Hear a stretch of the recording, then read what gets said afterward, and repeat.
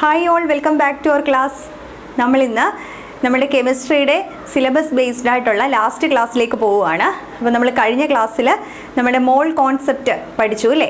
അപ്പോൾ അതിന് തൊട്ട് മുമ്പത്തെ ക്ലാസ്സിൽ റേറ്റ് ഓഫ് കെമിക്കൽ റിയാക്ഷൻ പഠിച്ചു. ഈ ചാപ്റ്റർ ഏതാണ്? Chemical reaction and mall concept ആണ്. അപ്പോൾ 2 ക്ലാസ് കഴിഞ്ഞു. ഇന്ന് നമ്മൾ അതിൻ്റെ ലാസ്റ്റ് ക്ലാസ്സിലേക്ക് പോവുകയാണ്. അപ്പോൾ നമുക്ക് കുറച്ച് കാര്യങ്ങളേ ഉള്ളൂ പറയാൻ. കഴിഞ്ഞ ക്ലാസ്സിൽ നമ്മൾ മോൾ concept, gram atomic mass, gram molecular mass ഒക്കെ പഠിച്ചു. STPയിലുള്ള മോൾസ് കണ്ടുപിടിക്കുന്നതൊക്കെ പഠിച്ചു അല്ലേ?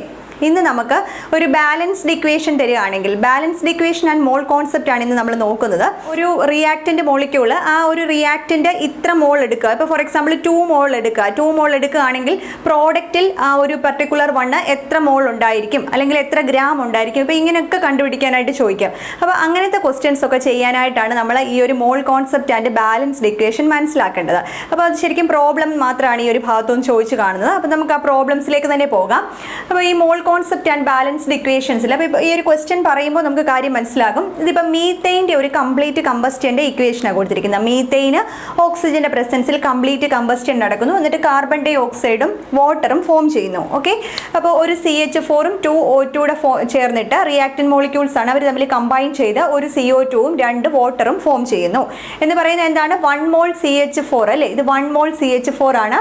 2 മോൾ ഓക്സിജനുമായിട്ട് കമ്പൈൻ ചെയ്യുന്നു. കമ്പൈൻ ചെയ്തിട്ട് 1 മോൾ കാർബൺ ഡൈ ഓക്സൈഡും 2 മോൾ വാട്ടറും ഫോം ചെയ്യുന്നു. അങ്ങനെയാണെങ്കിൽ ക്വസ്റ്റ്യൻ വരാം, how many moles of oxygen gas required to react with 8 gram CH4? അപ്പോൾ ഒരു ബാലൻസ്ഡ് ഇക്വേഷൻ നമുക്ക് തരും. എന്നിട്ട് ചോദിക്കുക എന്താണ്? How many moles of oxygen required to react with 8 gram CH4? 8 gram മീത്തൈനുമായിട്ട് റിയാക്ട് ചെയ്യണമെങ്കിൽ എത്ര മോൾ ഓക്സിജൻ ആണ് റിക്വയർഡ് ആയിട്ടുള്ളത്? അപ്പോൾ ഇവിടെ കണ്ടാലേ അറിയാം, മീത്തൈൻ തന്നിരിക്കുന്നത് ഗ്രാമിലാണ്. 8 ഗ്രാം മീത്തൈൻ എന്നാണ് തന്നിരിക്കുന്നത്. അത് എത്ര മോളാണെന്ന് നമുക്കറിയില്ല. അപ്പോൾ 8 ഗ്രാം മീത്തൈന് എത്ര മോൾ ഓക്സിജൻ റിക്വയർഡ് ആണ്? അപ്പോൾ നമ്മൾ അത് ചെയ്യാനായിട്ട് ആദ്യം നമുക്ക് തന്നിരിക്കുന്ന ഇക്വേഷനിലേക്ക് പോകണം. അവർ തമ്മിലുള്ള റേഷ്യോ എന്താണെന്ന് മനസ്സിലാക്കുക, അത്രയേ ഉള്ളൂ. അപ്പോൾ ഇവിടെ നോക്കിയേ, മീത്തൈന് 1 മോൾ മീത്തൈന് അല്ലേ, 1 മോൾ മീത്തൈന് എത്ര ഓക്സിജൻ റിക്വയർഡ് ആയിട്ടുണ്ട്? 2 മോൾ ഓക്സിജൻ റിക്വയർഡ് ആയിട്ടുണ്ട്. ഓക്കെ, 1 മോൾ മീത്തൈന് അത് നമുക്ക് മനസ്സിലാക്കണം. 1 മോൾ മീത്തൈന് എടുത്തപ്പോൾ എത്ര മോൾ ഓക്സിജൻ ആവശ്യമായിട്ട് വന്നു? 2 മോൾ ഓക്സിജൻ റിക്വയർഡ് ആയിട്ട് വന്നു. ഓക്കെ, അപ്പോൾ ഈ തന്നിരിക്കുന്ന മോളിൽ ഉള്ള ആ മീത്തൈനെ ഇനി നമ്മൾ അതിൻ്റെ ഗ്രാമിലേക്ക് മാറ്റുക. 1 മോൾ മീത്തൈൻ എന്ന് പറയുന്നത് എത്ര ഗ്രാമാണ്? CH4ൻ്റെ മോളിക്കുലാർ മാസ് നമ്മൾ ഗ്രാമിൽ, അതായത് ഗ്രാം മോളിക്കുലാർ മാസ് നോക്കണം. കാർബൺ എന്ന് പറയുന്നത് 12 ആണ്. ഹൈഡ്രജൻ 4 ഹൈഡ്രജൻ ആണ്, 4 × 1. അപ്പോൾ 12 + 4 16 ഗ്രാം ആണ് 1 മോൾ CH4 എന്ന് പറയുന്നത്. മനസ്സിലായോ? 1 മോൾ CH4 എന്ന് പറഞ്ഞാൽ 16 ഗ്രാം ആണ്. അതിന് 2 മോൾ ഓക്സിജൻ റിക്വയർഡ് ആയിട്ട് വന്നു. 2 മോൾ ഓക്സിജൻ എന്ന് പറയുമ്പോൾ, 1 മോൾ ഓക്സിജൻ എന്ന് പറയുമ്പോൾ 32 ഗ്രാം, 2 മോൾ ഓക്സിജൻ എന്ന് പറയുമ്പോൾ 64 ഗ്രാം. കഴിഞ്ഞ ക്ലാസ്സിൽ പഠിച്ചതാണല്ലേ? അതായത് 16 ഗ്രാം മീത്തൈന് 64 ഗ്രാം ഓക്സിജൻ റിക്വയർഡ് ആണ്. അപ്പോൾ 16:64 ഇതാണ് ഇവരുടെ ഇടയ്ക്കുള്ള റേഷ്യോ. 16 ഗ്രാമിന് 64 ഗ്രാം ആവശ്യമാണ്. അങ്ങനെയാണെങ്കിൽ നമ്മളോട് ക്വസ്റ്റ്യനിൽ എന്താ ചോദിച്ചിരിക്കുന്നത്? 8 ഗ്രാമിന് എത്ര വേണം? ഓക്കെ, ആദ്യം 8 ഗ്രാമിന് എത്ര ഗ്രാം വേണമെന്ന് നോക്കുക, അതിനുശേഷം മുകളിലേക്ക് മാറ്റുക. അപ്പോൾ 16 ഗ്രാമിന് 64 ഗ്രാം റിക്വയർഡ് ആണ്. 8 ഗ്രാമിന്, അപ്പോൾ 16 ഡിവൈഡഡ് ബൈ 2 അല്ലേ 8 ഗ്രാം എന്ന് പറഞ്ഞാൽ അതിന് നേരെ ഹാഫ് എടുക്കുക. അപ്പോൾ 8 ഗ്രാമിന് എത്ര വേണമായിരിക്കും? ഈ ഓക്സിജൻ്റെ ഗ്രാമിനെ എന്ത് ചെയ്യുക? ഹാഫ് ആക്കുക. 64നെ ഹാഫ് ആക്കി കഴിഞ്ഞാൽ എത്ര കിട്ടും? 32 ഗ്രാം റിക്വയർഡ് ആണ്. 32 ഗ്രാം റിക്വയർഡ് ആണ്. അപ്പോൾ മനസ്സിലായല്ലോ, 8 ഗ്രാം മീത്തൈന് എത്ര ഗ്രാം ഓക്സിജൻ റിക്വയർഡ് ആണെന്ന് ചോദിച്ചാൽ 32 ഗ്രാം ആണ്. പക്ഷേ നമ്മളോട് ഗ്രാമിലല്ല ചോദിച്ചിരിക്കുന്നത്, എത്ര മാസ് ആണെന്നല്ല ചോദിച്ചിരിക്കുന്നത്, ഹൗ മെനി മോൾസ് എന്നാണ് ചോദിച്ചിരിക്കുന്നത്. അപ്പോൾ 32 ഗ്രാം എന്ന് പറഞ്ഞാൽ എത്ര മോൾ നമുക്കറിയാം?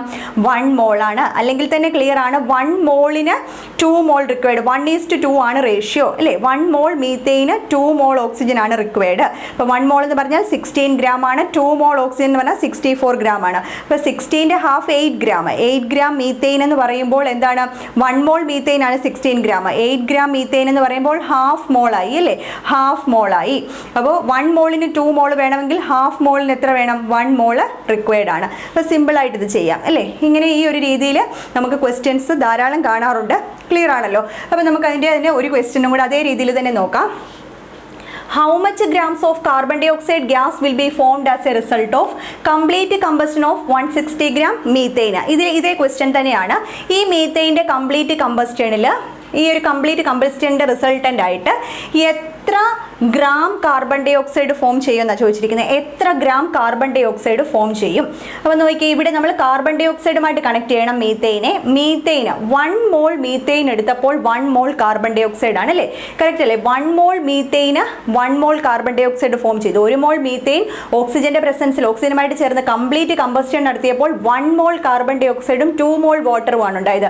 സോ നമ്മൾ 1 മോൾ മീത്തേൻ എടുത്തപ്പോൾ നമുക്ക് 1 മോൾ കാർബൺ ഡൈ ഓക്സൈഡ് കിട്ടി. അങ്ങനെയാണെങ്കിൽ ഇവരുടെ മാസിലേക്ക് മാറ്റുവാണെങ്കിൽ, ഗ്രാം മോളിക്കുലർ മാസിലേക്ക് മാറ്റുവാണെങ്കിൽ ഇതെന്ന് പറഞ്ഞാൽ 16 ഗ്രാം മീത്തേൻ ആണ്.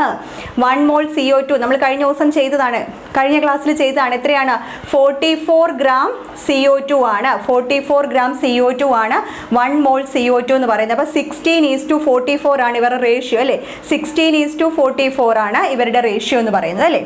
നമ്മളോട് ചോദിച്ചിരിക്കുന്നതാണ് how much grams of carbon dioxide gas will be formed as a result of complete combustion of 160 gram. 160 gram methane ആണ് എടുക്കുന്നതെങ്കിൽ 160 ഗ്രാം മീത്തേൻ എടുത്താൽ അങ്ങനെയാണെങ്കിൽ എത്ര ഗ്രാം CO2 ആവശ്യമായിട്ട് വരും? 16 ഗ്രാം എടുത്തപ്പോൾ 44 ഗ്രാം വന്നു. 16 ഗ്രാം എടുത്തപ്പോൾ 44 ഗ്രാം വന്നു. ഓക്കെ, 16 ഗ്രാം എടുത്തപ്പോൾ 44 ഗ്രാം വന്നെങ്കിൽ 1 ഗ്രാം എടുക്കുമ്പോൾ എത്ര ആയിരിക്കും? 1 ഗ്രാം എടുക്കുമ്പോൾ 44 ഡിവൈഡഡ് ബൈ 16 ഗ്രാം CO2 ആയിരിക്കും. കറക്റ്റ് അല്ലേ? 16 ഗ്രാം CH4 എടുക്കുമ്പോൾ 44 ഗ്രാം CO2 ആണ് ഫോം ചെയ്യുന്നതെങ്കിൽ 1 ഗ്രാം CH4 എടുക്കുമ്പോൾ എത്ര CO2 ഫോം ചെയ്യും? 44 ബൈ 16 ഗ്രാം CO2 ഫോം ചെയ്യും. അങ്ങനെയാണെങ്കിൽ 160 ഗ്രാം CH4 എടുക്കുമ്പോൾ 44 ബൈ 16 ഇൻറ്റു 160 അല്ലേ? 44 ബൈ 16 ഇൻറ്റു 160 ഗ്രാം CO2 ആയിരിക്കും ഫോം ചെയ്യുക. അപ്പോൾ എത്ര കിട്ടും? ദാറ്റ് ഈസ് 440 ഗ്രാം CO2 ആയിരിക്കും ഫോം ചെയ്യുക. ക്ലിയർ ആണല്ലോ? 440 ഗ്രാം CO2 ആയിരിക്കും ഫോം ചെയ്യുക. അപ്പോൾ ഈ ഒരു റേഷ്യോ മനസ്സിലാക്കുവാണെങ്കിൽ നമുക്ക് എല്ലാം ചെയ്യാനായിട്ട് പറ്റും. ഓക്കെ ആണോ? അപ്പോൾ മോൾസിൽ കാണണമെങ്കിലും ഗ്രാംസിൽ കാണണമെങ്കിലും ഒക്കെ എന്താണ് ഈ ഒരു ബാലൻസ്ഡ് ഇക്വേഷൻ ആദ്യം നന്നായിട്ട് മനസ്സിലാക്കുക. ആ ഒരു ബാലൻസ്ഡ് ഇക്വേഷനിൽ ഏത് റേഷ്യോയിലാണ് പോയിരിക്കുന്നതെന്ന് നോക്കുക. എന്നിട്ട് നമുക്കിപ്പോൾ പ്രോഡക്റ്റും റിയാക്റ്റൻറ്റും തമ്മിൽ കണ്ടുപിടിക്കാനാണെങ്കിലോ അല്ലെങ്കിൽ അത് ഗ്രാംസിൽ മോൾസിൽ കാണാനും ഗ്രാംസിൽ കാണാനും ഒക്കെ എങ്ങനെ ചെയ്യാൻ പറ്റും. ഇപ്പോൾ ക്ലിയർ ആണല്ലോ ഇത്? ഓക്കെ, ഇനി നമുക്ക് മോൾ കൺസെപ്റ്റിലെ കുറച്ച് പ്രോബ്ലംസ് കൂടെ നോക്കാം. അപ്പോൾ മോൾ കോൺസെപ്റ്റുമായിട്ട് റിലേറ്റഡ് ആയിട്ടുള്ള പ്രോബ്ലംസ് ആണ് എക്സാമിന് ചോദിക്കുന്നത്. അപ്പോൾ എല്ലാവർക്കും അറിയാവുന്ന കാര്യങ്ങളൊക്കെ തന്നെയാണ്. എന്നാലും കുറച്ച് പേർക്കൊക്കെ കുറച്ച് പ്രയാസമാണ് ഈ മോൾ കോൺസെപ്റ്റുമായിട്ട് റിലേറ്റ് ചെയ്ത് പ്രോബ്ലംസ് വരുന്നത്. അപ്പോൾ അത് നമ്മൾ കൃത്യമായിട്ട് മനസ്സിലാക്കി ചെയ്താൽ വളരെ ഈസി ആയിട്ടുള്ളൊരു ടോപ്പിക്കാണ്. അപ്പോൾ കുറച്ച് പ്രോബ്ലംസ് നോക്കാം. നമുക്ക് സാധാരണ രീതിയിൽ ചോദിക്കുന്ന ഒരു type questions, number of moles കണ്ടുപിടിക്കുന്ന രീതിയിലുള്ള ക്വസ്റ്റ്യൻസ് ആണ്. അതിൽ first one, find number of moles of molecules in 112 litre CO2 at STP. Number of moles കാണുന്നത് ഞാൻ 3 രീതിയിൽ പറഞ്ഞു. ആറ്റംസിന്റെ കേസ് ആണെങ്കിൽ given mass in grams divided by gram atomic mass. മോളിക്യൂൾസിന്റെ കേസിലാണെങ്കിൽ given mass in grams divided by gram molecular mass. ഇനി volume at STP ആണെങ്കിൽ അതിനെ given volume at STP divided by molar volume 22.4 litre. അപ്പോൾ ഇവിടെ STP ആണ് തന്നിരിക്കുന്നത്. CO2 ഗ്യാസിന്റെ STPയിലെ ഗിവൺ വോളിയം എന്ന് പറഞ്ഞാൽ 112 ലിറ്റർ ആണ്. അപ്പോൾ നമ്മൾ ഏത് ഇക്വേഷൻ ചൂസ് ചെയ്യും? തേർഡ് വൺ അല്ലേ? അപ്പോൾ given volume at STP, given volume at STP എന്ന് പറയുന്നത് എന്താണ്? 112 ലിറ്റർ ആണ്. ഡിവൈഡഡ് ബൈ മോളാർ വോളിയം എന്ന് പറയുമ്പോൾ 22.4 ലിറ്റർ ആണ്. അതിനെ നമ്മൾ സിംപ്ലിഫൈ ചെയ്താൽ എങ്ങനെ വരും? അപ്പോൾ കട്ട് ചെയ്യുമ്പോൾ 5 മോൾസ് എന്ന് കിട്ടി അല്ലേ? 5 മോൾസ്. ഓക്കെ, അപ്പോൾ നമ്പർ ഓഫ് മോൾസ് എന്ന് പറയുന്നത് എത്രയാണ്? 5 മോൾസ് ആണ്. എത്ര മോളിക്യൂൾസ് ഉണ്ട്? 5 ഇൻറ്റു അവോഗാഡ്രോ നമ്പറിന് ഈക്വൽ ആയിട്ടുള്ള മോളിക്യൂൾസ് ഉണ്ട്. ഓക്കെ ആണല്ലോ?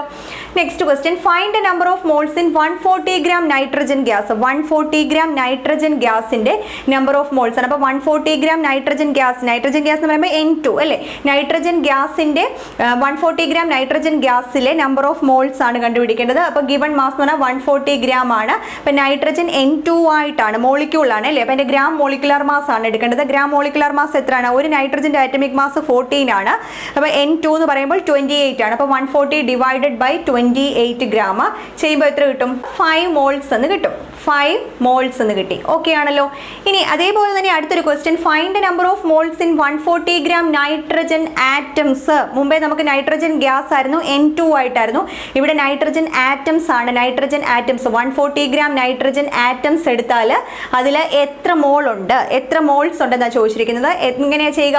ഇവിടെ നമ്മൾ ഗ്രാം ആറ്റമിക് മാസ് കൊണ്ട് ഡിവൈഡ് ചെയ്യണം. ഗ്രാം ആറ്റമിക് മാസ് എന്ന് പറയുമ്പോൾ 14 ആണ്. അപ്പോൾ 140 ഗ്രാം ഡിവൈഡഡ് ബൈ 14 എത്ര കിട്ടി? 10 എന്ന് കിട്ടും അല്ലേ, 10 മോൾസ് കിട്ടും. ഈ ഒരു ക്വസ്റ്റ്യനിൽ നമ്മളോട് എത്ര ആറ്റംസ് ഉണ്ടെന്ന് ചോദിച്ചിരുന്നെങ്കിലോ 10 മോൾസിൽ എത്ര ആറ്റംസ് ഉണ്ട്, 10 ഇൻറ്റു അവോഗാഡ്രോ നമ്പർ ചെയ്യുക, 10 into Avogadro number 10 into 6.022 into 10⁻23 ചെയ്യുക. Okay, next question find the number of moles in 85 gram NH3. 85 gram അമോണിയയിൽ എത്ര മോൾസ് ഉണ്ടെന്നാണ് ചോദിച്ചിരിക്കുന്നത്. അപ്പോൾ നമ്പർ ഓഫ് മോൾസ് ആണ് കണ്ടുപിടിക്കേണ്ടത്. ഗിവൺ മാസ് 85 ഗ്രാം ആണ്, ഡിവൈഡഡ് ബൈ ഇതിന്റെ മോളിക്കുലർ മാസ്, അമോണിയയുടെ മോളിക്കുലർ മാസ്, നൈട്രജൻ്റെത് 14 ആണ്, ഹൈഡ്രജൻ 3 ഹൈഡ്രജൻ ആണ്, 3 ഇൻറ്റു 1 3, സോ 14 + 3 എന്ന് പറയുമ്പോൾ 17 ആണ്. അപ്പോൾ 85 ഡിവൈഡഡ് ബൈ 17 5 മോൾസ് എന്ന് കിട്ടിയില്ലേ. എത്ര മോളിക്യൂൾസ് ഉണ്ടെന്ന് ചോദിച്ചാൽ എന്ത് ചെയ്യുക, 5 ഇൻറ്റു അവോഗാഡ്രോ നമ്പറിന് ഈക്വൽ ആയിട്ടുള്ള molecules. Okay, next question find the number of moles in 60.22 into 10⁻23 CO2 molecules. അപ്പോൾ 60.22 ഇൻറ്റു 10⁻23 CO2 മോളിക്യൂൾസ് എന്ന് പറയുന്നത് എത്ര മോളാണെന്ന് എങ്ങനെയാണ് കണ്ടുപിടിക്കുക? ഒരു മോൾ ആയിരുന്നെങ്കിൽ 6.022 ഇൻറ്റു 10⁻23 മോളിക്യൂൾസ് ആണ്. എന്നാൽ ഇവിടെ എത്രയാണ്? 60.22 into 10⁻23 CO2 molecules. So 60.22 into 10⁻23 divided by 1 mole ആയിരുന്നെങ്കിൽ എത്ര മോളിക്യൂൾസ് ആയിരുന്നു? 6.022 ഇൻറ്റു 10⁻23. അപ്പോൾ ഇവരെ തമ്മിൽ കട്ട് ചെയ്യുമ്പോൾ എത്ര കിട്ടും? നമുക്ക് 10 എന്ന് കിട്ടും അല്ലേ. അപ്പോൾ 10 മോൾസ് ആയിരിക്കും ഉണ്ടായിരിക്കുക. അതായത് 1 മോൾ എന്ന് പറഞ്ഞാൽ 6.022 ഇൻറ്റു 10⁻23 മോളിക്യൂൾസ് ആണ്, CO2 മോളിക്യൂൾസ് ആണ്. ദെൻ 60 പോയിന്റ് എന്ന് പറയുമ്പോൾ അത് തമ്മിൽ ഡിവൈഡ് ചെയ്യുക, 10 മോൾസ് എന്ന് കിട്ടി. Number of molecules in 34 gram NH3. Question ശ്രദ്ധിക്കണം, മോൾ അല്ല ചോദിച്ചിരിക്കുന്നത്. Number of molecules in 34 gram NH3. 34 gram അമോണിയയിൽ എത്ര മോളിക്യൂളുകളുണ്ട്? ഫസ്റ്റ് അത് എത്ര മോൾ ആണെന്ന് കണ്ടുപിടിക്കുക, അത് ഇൻറ്റു അവോഗാഡ്രോ നമ്പർ, അതായിരിക്കും മോളിക്യൂളുകളുടെ എണ്ണം. അപ്പോൾ 34 ഗ്രാം അമോണിയ എന്ന് പറയുന്ന ആദ്യം എത്ര മോൾസ് ആണെന്ന് നോക്കുക. നമ്പർ ഓഫ് മോൾസ് എന്ന് പറയുന്നത് എത്രയാണ്? 34 ഗ്രാം ഡിവൈഡഡ് ബൈ അമോണിയയുടെ molecular mass, gram molecular mass എന്ന് പറയുന്നത് എത്രയാണ്? 17 ഗ്രാം ആണ്. That is equal to 2 moles ആണ്. 2 മോൾസ് ആണെങ്കിൽ എത്ര മോളിക്യൂൾസ് ഉണ്ട്? നമ്പർ ഓഫ് മോളിക്യൂൾസ് കാണണമെങ്കിൽ എന്ത് ചെയ്യുക? ഈ നമ്പർ ഓഫ് മോളിക്യൂൾസ് കാണണമെങ്കിൽ എത്ര മോൾ ആണോ അതിനെ അവോഗാഡ്രോ നമ്പർ കൊണ്ട് മൾട്ടിപ്ലൈ ചെയ്യുക. 2 ഇൻറ്റു 6.022 ഇൻറ്റു 10⁻23 മോളിക്യൂൾസ് ആയിരിക്കും 34 ഗ്രാം അമോണിയയിലുള്ള മോളിക്യൂളുകളുടെ എണ്ണം. ഓക്കെ ആണല്ലോ. Next question 11.2 litre CO2 gas at STP. അപ്പോൾ നമുക്കറിയാം നമ്മൾ മോളാർ വോളിയത്തിൻ്റെ നേരെ ഹാഫ് ആണല്ലേ. അത് കാണുമ്പോഴേ നമുക്ക് ആൻസർ എഴുതാം. ഒരു മോൾ എന്ന് പറയുന്നതാണ് മോളാർ വോളിയം 22.4 ലിറ്റർ വരുന്നത് അല്ലേ. ഒരു മോളിൻ്റെ വോളിയമാണ്. അപ്പോൾ അതിൻ്റെ നേരെ പകുതി എന്ന് പറയുമ്പോൾ ഹാഫ് മോളാണ്. നമുക്ക് ചെയ്യാതെ തന്നെ അറിയാം. എന്നാലും നമ്മുടെ ഇക്വേഷൻ വെച്ചിട്ട് ഗിവൺ വോളിയം അറ്റ് STP എന്ന് പറഞ്ഞാൽ 11.2 litre divided by molar volume 22.4 litre divide ചെയ്യുമ്പോൾ നമുക്ക് ഹാഫ് എന്ന് കിട്ടും, അല്ലെങ്കിൽ 0.5 മോൾസ്. ക്ലിയർ ആണല്ലോ. നെക്സ്റ്റ് ക്വസ്റ്റ്യൻ 68 ഗ്രാം ഹൈഡ്രജൻ പെറോക്സൈഡിലെ നമ്പർ ഓഫ് മോൾസും നമ്പർ ഓഫ് മോളിക്യൂൾസും കണ്ടുപിടിക്കണം. അപ്പോൾ ഈ ഒരു ക്വസ്റ്റ്യൻ നോക്കിയേ. 68 ഗ്രാം ഹൈഡ്രജൻ പെറോക്സൈഡിലെ ആദ്യം നമ്പർ ഓഫ് മോൾസ് കാണണം. Given mass 68 gram divided by gram molecular mass, 2 hydrogen 2 into 1 plus O2 ഒരു ഓക്സിജൻ മോളിക്യൂള് 32. അപ്പോൾ 32 + 2 34 ഗ്രാം ആണ് ഗ്രാം മോളിക്കുലാർ മാസ് ഹൈഡ്രജൻ പെറോക്സൈഡിൻ്റെ. സോ 68/34 ചെയ്യുമ്പോൾ നമുക്ക് 2 എന്ന് കിട്ടും. നമ്പർ ഓഫ് മോൾസ് എന്ന് പറയുന്നത് എത്രയാണ്? 2 മോൾസ് എന്ന് കിട്ടി. ഇനി ഇതിൽ എത്ര മോളിക്യൂളുകളുണ്ട്? എത്ര മോളിക്യൂൾ എന്ന് കണ്ടുപിടിക്കണമെങ്കിൽ എന്ത് ചെയ്യുക? എത്ര മോൾസ് ഉണ്ടോ into Avogadro number 6.022 into 10⁻23. Clear ആണല്ലോ.